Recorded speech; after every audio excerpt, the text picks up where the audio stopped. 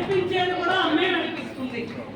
ఎన్నో ఉదాహరణలు మేము ఈ లక్ష్మమ్మ వారి పూజలు మొదలుపెట్టిన తర్వాత అమ్మ ఏ విధంగా అనుగ్రహిస్తుంది అన్న దానికి ఒక కొలమానం లేదు అసలు. ఆమె అనుగ్రహం ఎలా కురిపిస్తుంది అంటే సాక్షాత్తు మన లోపలికి వచ్చి కూర్చుంటుంది అమ్మవారు.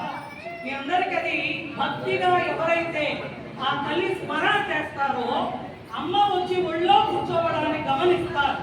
ఊరికే నోరు పలకడం వేరు, అమ్మలో లీనం అవ్వడం వేరు. ఒక్క నామాన్ని భక్తిగా పలికినా కూడా ఆ జగన్మాత మన వెంటనే మన చేయి పట్టుకొని నడుస్తుందండి. అది మీ భక్తులందరికీ కూడా అనుభవంలో ఉండేదే. కాబట్టి ఆవిడ ఆ రకంగా సంకల్పం చేసుకోవడం, 108 కోట్ల పారాయణని ఇక్కడ అందరూ కూడా ఎక్కువ రావడం పూజలో అది నిజంగా మీ అందరికీ ఈ 1,000 కోటి పాదాలు అందరికీ కూడా దేశ విదేశాల వాళ్ళందరికీ కూడా ఈ గ్రూప్ లో ఉన్న వాళ్ళందరికీ కూడా అసలు ఎస్పెషల్లీ మీకు మేడం ఆగిపోతుంది మేడం. మేడం నమస్తే. ఎందుకంటేనండి మీకు ప్రత్యేకంగా ఎందుకు చెప్పాలి అంటే అమ్మవారు మిమ్మల్ని పెంచుకుంటాం. మనం ఒక మాయలో పడిపోతామండి, ఒక మాయలో పడిపోతాం. వాస్తవానికి నాకు ఈరోజు సెలవు పెట్టాను. సెలవు పెట్టి రావాలంటే కూడా మీటింగ్ పెట్టి మళ్ళీ పిలిచారు. అంటే నన్ను పిలవాలని మిమ్మల్ని అందరినీ పిలిచింది. కాబట్టి అమ్మవారి యొక్క పరిపూర్ణమైనటువంటి అనుగ్రహం మీ అందరినీ కలుగుతూ ఉంటుంది. ఏం చేసినా అమ్మవారు ఎలా చేసినా సంపూర్ణంగా అనుగ్రహిస్తూనే ఉంటుంది.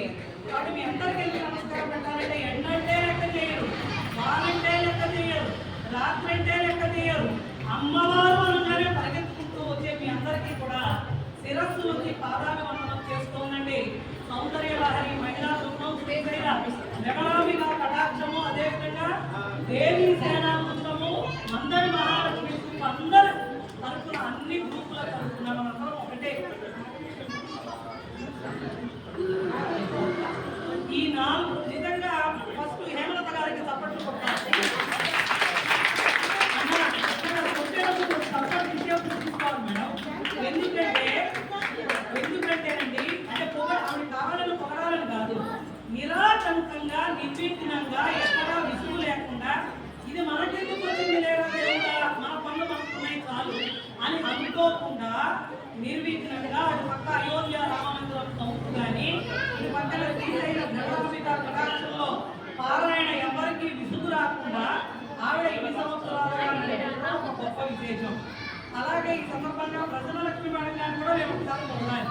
ఎందుకు పొందాలి అంటే కరోనా టైంలో కూడా వెళ్ళే సునందానికి వాళ్ళు కూడా పొందాలి.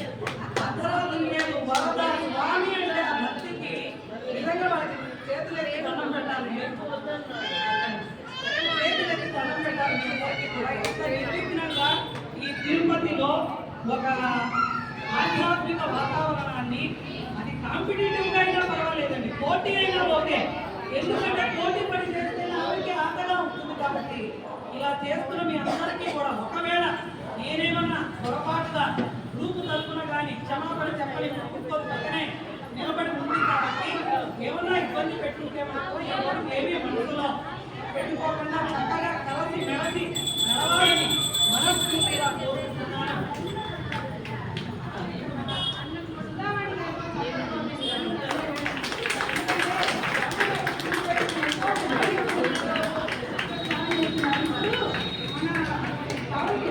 దేశ విదేశాల్లో